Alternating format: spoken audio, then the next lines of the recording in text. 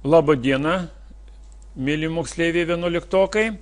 Šiandieną mes aiškinamės funkcijas COUNTIF ir SUMIF ir atliekam užduotis, kurios yra vadovėlio 25 puslapyje. Tai pirma ir antra užduotis, tai kiekio funkcija ir užsienio kalba tą padaryti.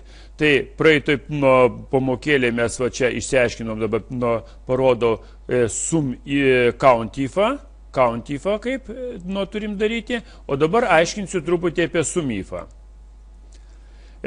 COUNTIFas tai suskaičiuoja, ne? O SUMIFas, tai aišku, automatiškai atrenka iš kriterijų ir suskaičiuoja tarp jų sumą, elementus padaro, ne? O ten count yra atrinkimas yra. Tai dabar, sakykime, kaip jums užduotį yra išvardytos kalbos, vat kalbos išvardytos, ir prie tų kalbų pridėta, kiek mokiniai lanko, reiškia, tas kalbas, koks skaičius mokinių, ne? Va šitaip yra. O toks kaip pavyzdys, ne, yra. Čia aišku ir didesnė ten lentelė, visa kita. Tai kaip dabar sužinoti ir parodyti dideliai lenteliai, kad anglų kalbos nuo dvi grupės sudaro 25 mokinius. Tai reiškia, įsijungiam SUMIFą ir priskiriam visą lentelę. Aš dabar pirmą aiškinsiu, paskui padarysiu ir galėsit kartu daryti.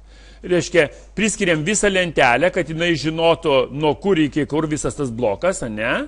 Paskui, koks kriterijus, pagal ką mums reikia skaičiuoti, kokias mes sumas ieškosime.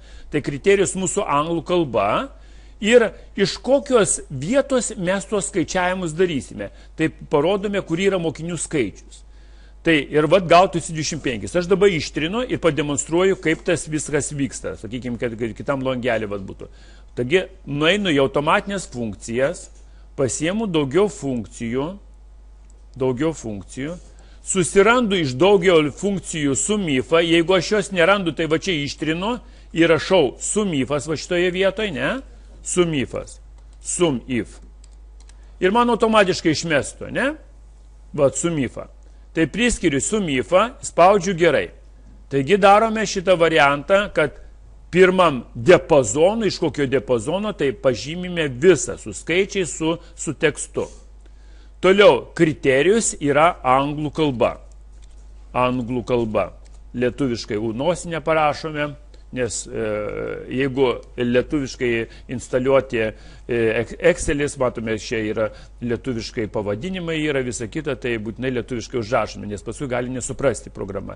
Ir dabar, kur programai vykdyti skaičiavimus, nurodome tą skaičiavimo diapazoną. Tai šitą apibraukėme. Oi, čia atsiprašau, labai reikia būtinai kitam langelį, va šitam langelį sumos diapazonas ir va čia va tą langelį apibraukėm, ne? Va, tai dar kartelį miniu, kad visą diapazonę, kur yra diapazonas, iš ko mes čia viską vykstame, tai parodome, kad nuo G3 iki H5, koks kriterijus mes anglų kalbą domimės ir nuo koks mokinių skaičius, kokia suma turėtų būti, tą diapazoną nuo priskiriame. Spaudžiame gerai, 25. Dabar pabandome automatiniai, ne automatiniai, bet mechaniniai formuliai surasti rusų kalbą, kiek lanko. Rusų. Parašome rusų. Ir turi gautis, matom vizualiai 10. 10 ir gaunasi. Ar supratote? Dabar čia kitą pavyzdį aš norėjau padaryti, va čia šone yra.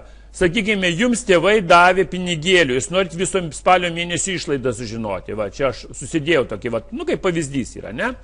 Tai va, sakykime, čia irgi bus su SUMIFu. Tai tėvai davė ir močiutė teigiamus pinigėlius, ne? Kurie, ta prasme, jums davė, žodis yra davė. O visą kitą jūs išleidote, -5, -4, tai parduotuvė išleidote, tai kaviniai pabuvote, valgykloje mokyklos pavalgėte, tai kitą kažkur tai savo smulkmenom kažkokią -20 išleidote. Ir dabar, kaip apskaičiuoti, kiek davė?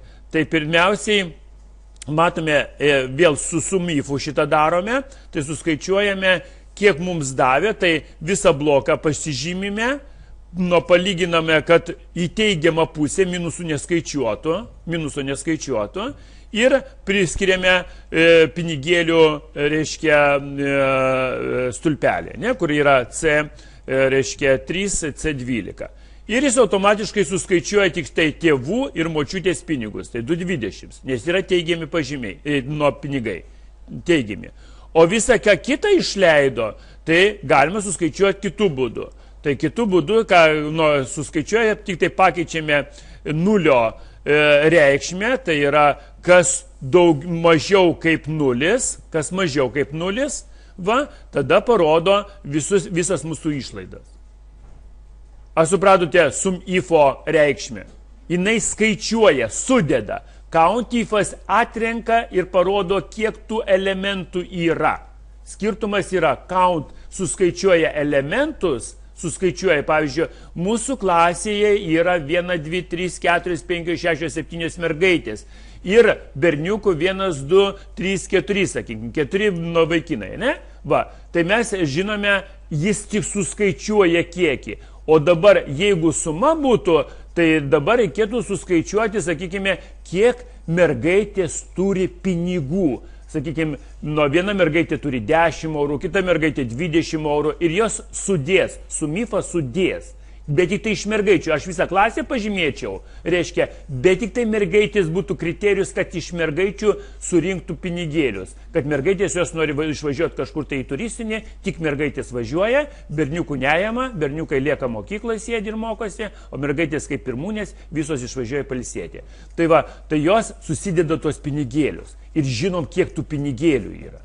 Ta patį ir galime su vaikinukais padaryti. Vaikinukai, sakykime, nori pasportuoti, kažkokias varžybas dalyvauja, jie tarpusavį susideda, kiek jie pinigėlių turi, kad į varžybas pakliūtų. Supratot sum ifo ir count ifo reikšmę? Labai ačiū.